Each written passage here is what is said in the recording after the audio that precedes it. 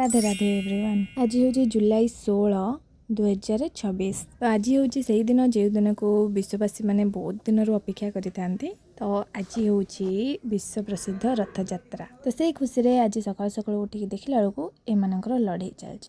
तो से मुझे चाउल आनिक देती तथापि ये कुकड़ाटा आमर पारा मानू खावा देना।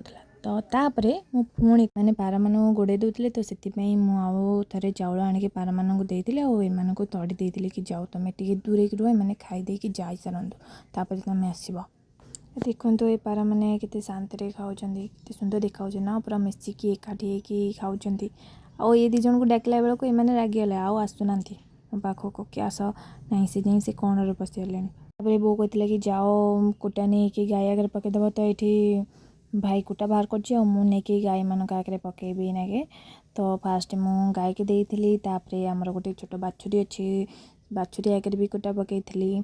तो तापरे पकई सारा आज जेहेतु गुरुवार थिला तो गुरुवार जदि घर द्वार सफा न रखिबू तो लक्ष्मी केमती पाखक आसबे।